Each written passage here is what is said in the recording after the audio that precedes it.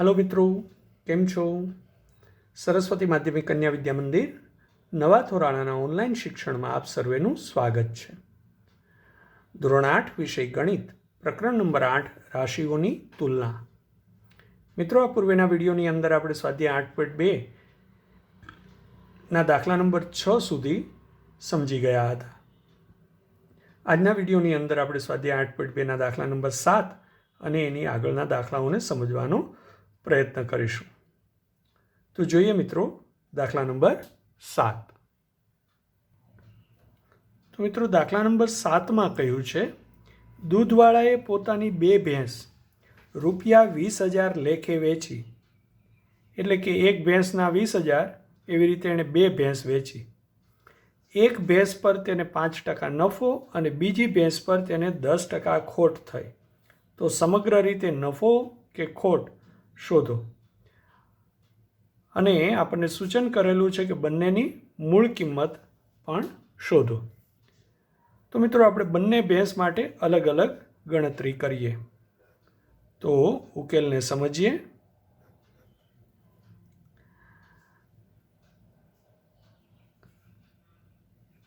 આ પહેલી ભેંસ માટે અને આ બીજી ભેંસ માટે। તો એક ભેંસની ધારો કે ખરીદ કિંમત અથવા તો મૂળ કિંમત x રૂપિયા છે, બરોબર છે મિત્રો। આપણે 100 રૂપિયા લેખે પણ ગણતરી કરી શકીએ અને x રૂપિયા ધારીને પણ ગણતરી કરી શકીએ। હવે એના ઉપર 5% નફો થાય છે। તો વેચાણ કિંમત પર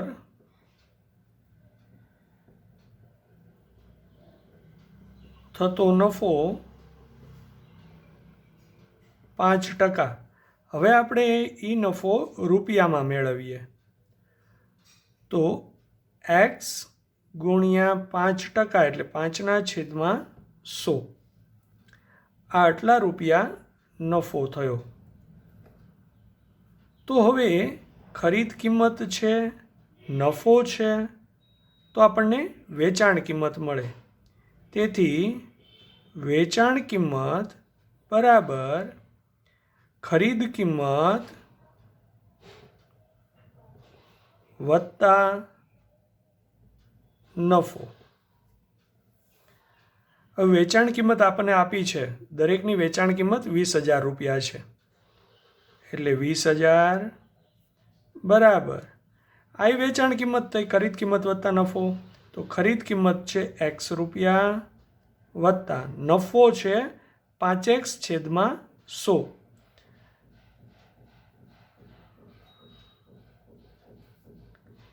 તો મિત્રો આનું સાદુરૂપ આપીએ તો થઈ જશે 100x વત્તા 5 એટલે 105x/100 બરાબર 20,000। તો હવે x શોધવું છે, આપણે ખરીદ કિંમત શોધવી છે।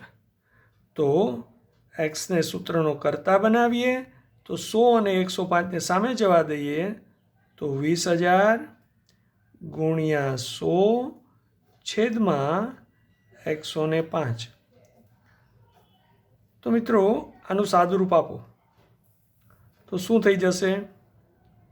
જુઓ, આનો છેદ ઉડાડીએ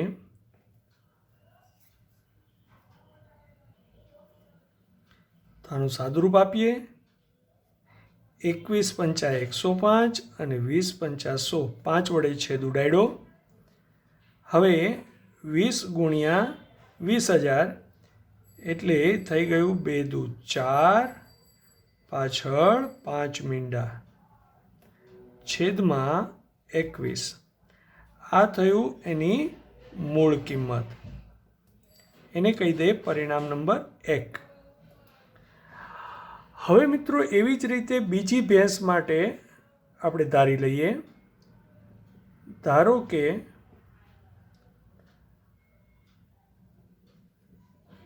બીજી ભેંસની ખરીદ કિંમત બરાબર વાય રૂપિયા. તો બીજી ભેંસ ઉપર 10% ખોટ થાય છે. ખોટ 10%. તો ખોટને રૂપિયામાં શોધી દઈએ. તો વાયના 10% એટલે વાય ગુણ્યા 10/100 એટલે થઈ ગયું y/10 રૂપિયા. હવે વેચાણ કિંમત આપણને આપી છે. તો વેચાણ કિંમતનું સૂત્ર ખોટ માટે શું થઈ જાય? તો વેચાણ કિંમત બરાબર ખરીદ કિંમત માઇનસ ખોટ. વેચાણ કિંમત છે 20,000 રૂપિયા. ખરીદ કિંમત છે વાય રૂપિયા માઇનસ ખોટ છે એ y/10. એટલે આનું સાદુરૂપ આપીએ તો થઈ જશે 10y ઓછા y એટલે 9y/10 બરાબર 20,000 રૂપિયા. તો આમાંથી વાયને સૂત્રનો કરતા બનાવીએ તો y બરાબર આ 10 સામે ગયા, 9 પણ સામે ગયા, તો 10 છેદમાં છે, સામે જાય તો અંશમાં આવે. 20,000 ગુણ્યા 10/9 એટલે વાયની કિંમત મળી 2,00,000/9 રૂપિયા. આને કહી દઈએ પરિણામ નંબર 2. તો પેલી ભેંસની ખરીદ કિંમત એ આટલા રૂપિયા થયા. બીજી ભેંસની ખરીદ કિંમત વાય એ આટલા રૂપિયા થયા. તો હવે કુલ વેચાણ કિંમત આપણી પાસે છે.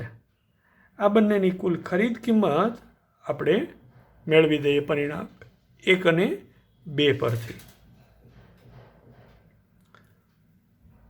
તો બંને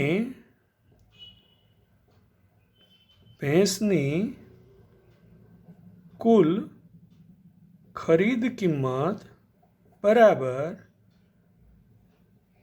4,00,000/21 વત્તા 2,00,000/9. મિત્રો આ બંનેનો સરવાળો કરીએ તો આપણને મળશે 26,63,000. તો સાદુરૂપ આપવા માટે 21 અને 9 એનો લસા લઈએ તો 63 મળ્યો. તો આને 3 વડે ગુણીએ એટલે 3 ચોક 12,00,000 વત્તા 9 સત્તા એટલે આને 7 વડે ગુણીએ એટલે 14,00,000. 12 વત્તા 14 એટલે 26,63,000. મિત્રો આનો સરવાળાનું સાદુરૂપ તમને તમારી રીતે પણ આપી શકશો. હવે આને છેદ ઉડાડીએ તો આપણને મળશે 41,269.84 રૂપિયા. આ કુલ ખરીદ કિંમત આવી. હવે કુલ વેચાણ કિંમત પણ આપણી પાસે છે. 20,000 લેખે એક ભેંસ વેચી તો 2 ભેંસની કુલ વેચાણ કિંમત કેટલી થાય? તો બંને ભેંસની કુલ વેચાણ કિંમત બરાબર 20,000 ગુણ્યા 2 એટલે 40,000 રૂપિયા થઈ. આને કહી દઈએ પરિણામ નંબર 3, આને કહી દઈએ પરિણામ નંબર 4. હવે મિત્રો અહીંયા 3 અને 4માં જુઓ, આ કુલ ખરીદ કિંમત, આ કુલ વેચાણ કિંમત. હવે ખરીદ કિંમત છે એ વેચાણ કિંમત કરતાં વધુ થઈ, માટે એકંદરે ખોટ જશે. બરાબર, કારણ કે ખરીદ કિંમત વધુ છે વેચાણ કિંમત કરતાં, માટે એકંદરે ખોટ જશે. હવે ખોટ કેટલા રૂપિયા ગઈ, તો એ આપણે ખરીદ કિંમતમાંથી વેચાણ કિંમત બાદ કરીશું એટલે આપણને ખોટ મળશે. હવે એ રૂપિયામાં જોઈ લઈએ, આ બંનેની બાદબાકી કરીએ. 41,269.84માંથી 40,000 બાદ કરીએ એટલે મળશે 1,269.84 રૂપિયા. તો એ મેળવીએ. આપણને એ સમગ્ર રીતે નફો કે ખોટ એ શોધવાના છે, ટકાવારીમાં શોધવાના કીધા નથી, માટે આપણે એને રૂપિયામાં શોધી દઈએ. તો ખોટ થશે, અને ખોટ કેટલી થશે? ખોટ બરાબર ખરીદ કિંમત માઇનસ વેચાણ કિંમત. ખરીદ કિંમત છે 41,269.84, એમાંથી પરિણામ નંબર 4 40,000 બાદ કરીએ તો આપણને મળે 1,269.84 રૂપિયા. આટલી ખોટ જશે. સમજાયું મિત્રો? સરસ. તો હવે આપણે સમજીએ આગળનો દાખલો, દાખલા નંબર 8.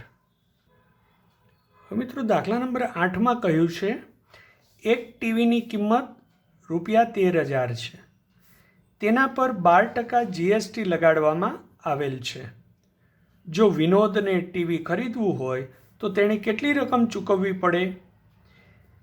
GST છે એ વસ્તુની કિંમત ઉપર લાગે, જે એની વેચાણ કિંમત હોય તો એ વેચાણ કિંમત ઉપર GST લાગતો હોય. તો આપણે ઉકેલને સમજીએ. અહીંયા ટીવીની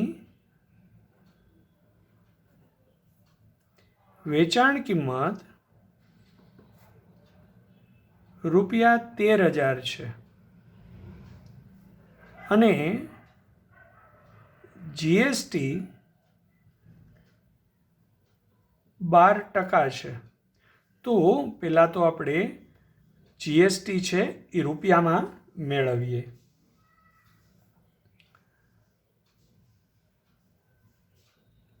GST બરાબર વેચાણ કિંમત ગુણ્યા GSTના ટકા, એટલે 12%, એને રૂપિયામાં ફેરવવું હોય તો 12/100. હવે આનું સાદુરૂપ આપીએ મિત્રો. તો આ 2 શૂન્ય કેન્સલ, 130 ગુણ્યા 12 કરીએ એટલે 1,560 રૂપિયા થયા. આપણું પરિણામ નંબર 1 થયું, જે GST રૂપિયામાં હતો. ટકામાં હતો એને આપણે રૂપિયામાં ફેરવી નાખ્યો. હવે મિત્રો વિનોદને ટીવી ખરીદવું છે તો એણે કેટલી રકમ ચૂકવવી પડે? તો વિનોદે ચૂકવવાની રકમ બરાબર વેચાણ કિંમત પ્લસ GST. તો મિત્રો વેચાણ કિંમત છે 13,000 રૂપિયા વત્તા એના ઉપર GST છે 1,560 રૂપિયા. તો હવે કુલ કિંમત થઈ ગઈ 14,560 રૂપિયા. તો એણે ચૂકવવા પડે 14,560 રૂપિયા. તો મિત્રો સમજાયું, જે રીતે આપણે નફો ખોટ મેળવીએ છીએ એ મૂળ કિંમત ઉપર હોય એમ GST છે એ વેચાણ કિંમત ઉપર હોય. અહીંયા ટીવીની વેચાણ કિંમત 13,000 રૂપિયા હતી, GST 12% હતો, જેને આપણે રૂપિયામાં ફેરવો તો 1,560 રૂપિયા થયો. તો હવે ટીવીની વેચાણ કિંમત અને GST એ બંનેનો સરવાળો કરીએ એટલે ચૂકવવાની રકમ મળે. તો આ રીતે વિનોદને ટીવી ખરીદવું હોય તો એણે 14,560 રૂપિયા ચૂકવવા પડે. સમજાયું મિત્રો? હવે આપણે સમજીએ દાખલા નંબર 9ને. હવે જોઈએ મિત્રો દાખલા નંબર 9માં અરુણે એક જોડી સ્કેટિંગ માટેના બૂટ 20%ના વળતર પર ખરીદ્યા. જો તેણે રૂપિયા 1600 ચૂકવા હોય તો તેની છાપેલી કિંમત શોધો. તો મિત્રો છાપેલી કિંમત ઉપર એને 20% વળતર મળ્યું, એ વળતર બાદ કરતાં એણે ચૂકવેલ રકમ 1600 રૂપિયા છે. તો એનો અર્થ એ થયો કે આપણે છાપેલી કિંમત શોધવી છે. તો મિત્રો અહીંયા અજ્ઞાત સંખ્યા એક્સ ધારીને પણ આપણે દાખલાને ગણી શકીએ. આ વખતે આપણે 100 ધારીને દાખલાને ગણીએ. ધારો કે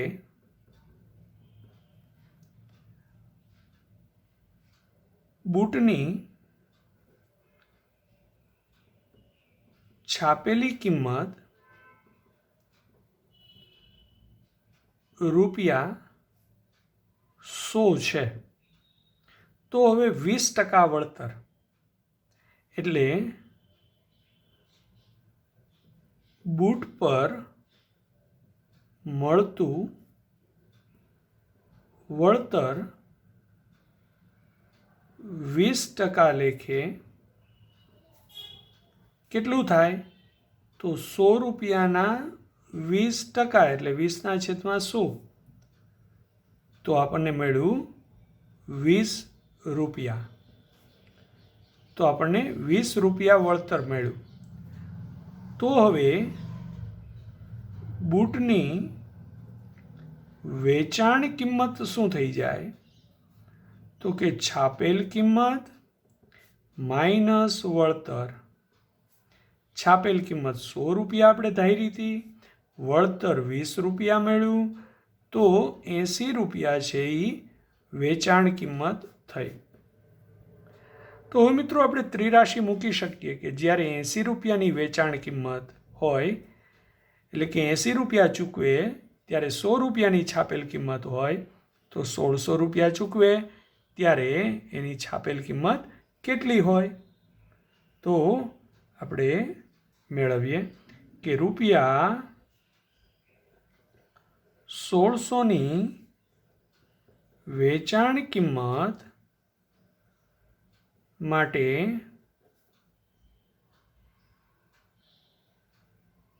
છાપેલી કિંમત બરાબર કેટલી થઈ જશે? તો 80 રૂપિયે 100 રૂપિયા, તો 1600 રૂપિયે કેટલા? એટલે થઈ જશે 1600 ગુણ્યા 100/80. એટલે સાદુરૂપ આપીએ મિત્રો. 0 કેન્સલ, 8 દુ 16, 2 0 એમનેમ, 200 ગુણ્યા 10 એટલે 2000 રૂપિયા. તો આ એની છાપેલ કિંમત હોય.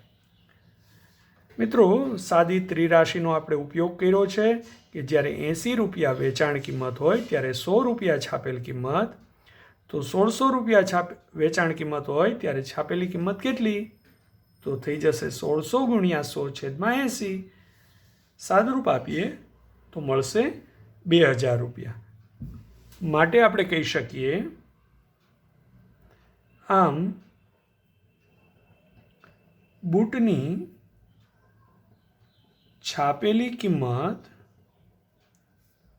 રૂપિયા 2000 હોય. તો મિત્રો સમજાય છે ને? આપણે છાપેલી કિંમત ઉપર વળતર મળે, છાપેલી કિંમત આપી નથી માટે આપણે ધારી લીધી, કારણ કે ટકાવારી છે એ 100 રૂપિયા હોય એટલે આપણે 100 રૂપિયા જ ધારવાની. તો 100 રૂપિયા આપણે છાપેલી કિંમત ધારી, તો 20% લેખે 100 રૂપિયાના 20% એટલે 20 રૂપિયા વળતર થયું. તો હવે વેચાણ કિંમત આપણને છાપેલ કિંમતમાંથી વળતર બાદ કરીએ એટલે વેચાણ કિંમત મળી. તો આ વેચાણ કિંમત એ ચૂકવવાની કિંમત થઈ. તો 80 રૂપિયા જો આપણે ચૂકવવાના થાય તો છાપેલ કિંમત એની 100 રૂપિયા હોય. તો અહીંયા આપણે 1600 રૂપિયા ચૂકવા છે, તો છાપેલ કિંમત કેટલી હોય?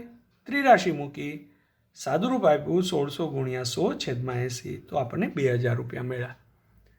બરોબર છે મિત્રો, પુનરાવર્તન કરશો એટલે વધારે સ્પષ્ટીકરણ થશે. હવે સમજીએ દાખલા નંબર 10ને. તો મિત્રો દાખલા નંબર 10માં કહ્યું છે કે મેં રૂપિયા 5400માં હેર ડ્રાયર ખરીદ્યું, જેમાં 18% જીએસટી લાગ્યો હતો. તો જીએસટી પહેલાંની કિંમત શોધો. એટલે આ છે એ મેં ચૂકવેલી રકમ છે.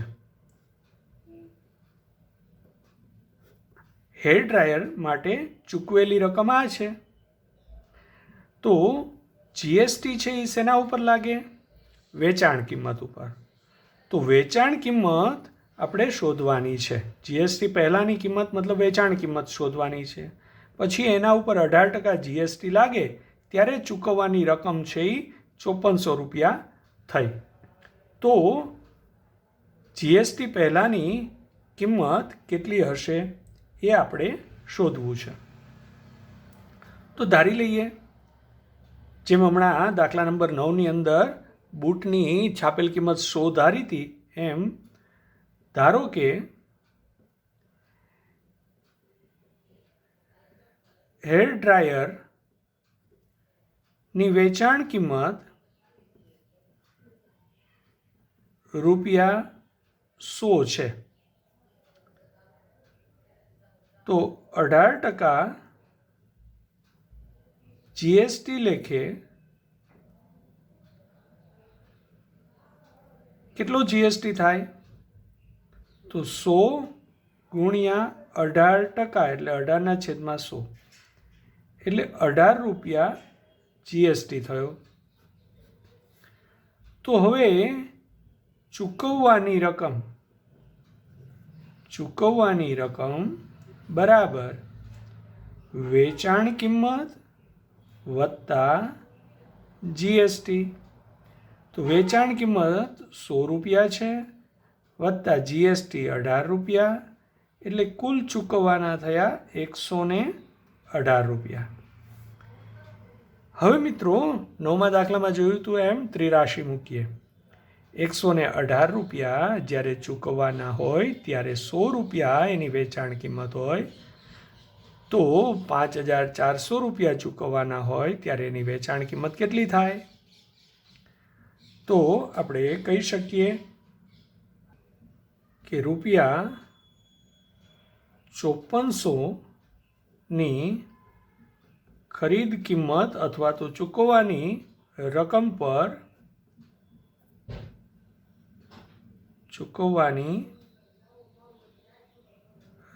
હોય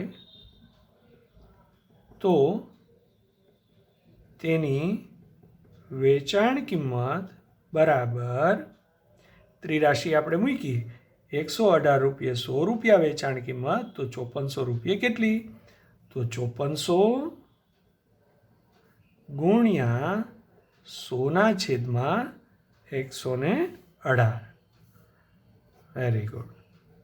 તો શું થાય? આનું સાદુરૂપ આપીએ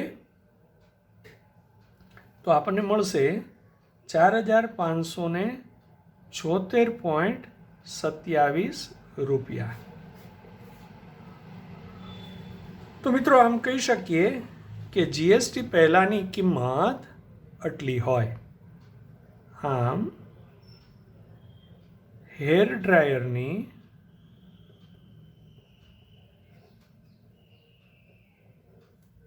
જીએસટી પહેલાંની કિંમત રૂપિયા 4576.27 હોય. તો મિત્રો હંમેશા જીએસટી આપ્યું છે, વળતર આપ્યું છે, બરોબર સમજવાનું. આપણને આ જીએસટી સહિતની રકમ આપેલી છે, જીએસટી વગરની રકમ શોધવી છે, એટલે આના કરતાં ઓછી હોય.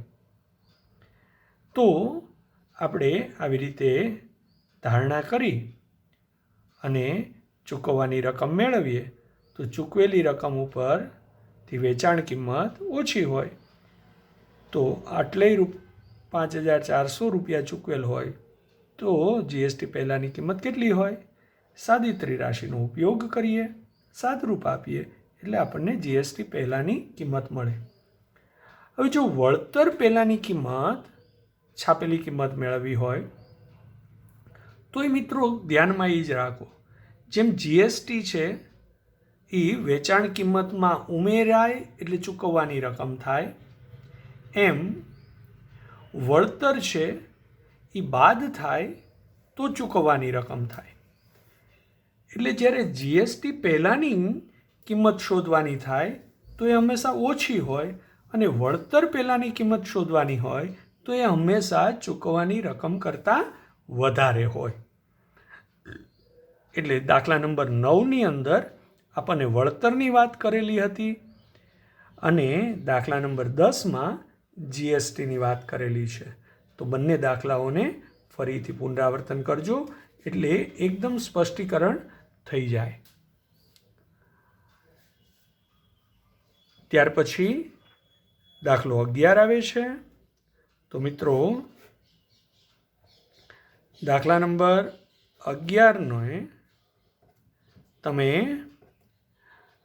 જાતે ગણવાનો પ્રયત્ન કરજો. એ તમારું હોમવર્ક છે. આપણે 10 દાખલા સુધી જોઈ ગયા. 11મો દાખલો તમે જાતે ગણવાનો પ્રયત્ન કરજો મિત્રો. અહીંયા આપણું સ્વાધ્યાય 8.2 પૂર્ણ થાય છે. કોઈ દાખલાની સમજણમાં મુશ્કેલી લાગે તો વોટ્સએપ દ્વારા અમારો સંપર્ક કરજો મિત્રો. વ્યવસ્થિત રીતે દરેક દાખલાઓને તમારી નોંધપોથીની અંદર નોંધી લેજો. વ્યવસ્થિત રીતે પુનરાવર્તન કરજો. નેક્સ્ટ ટાઈમ જ્યારે આપણે મળીશું ત્યારે આ સ્વાધ્યાયમાં આગળ સાદું વ્યાજ અને ચક્રવૃદ્ધિ વ્યાજની સમજણ પ્રાપ્ત કરીશું. તો સ્વસ્થ રહેજો મિત્રો. આવજો.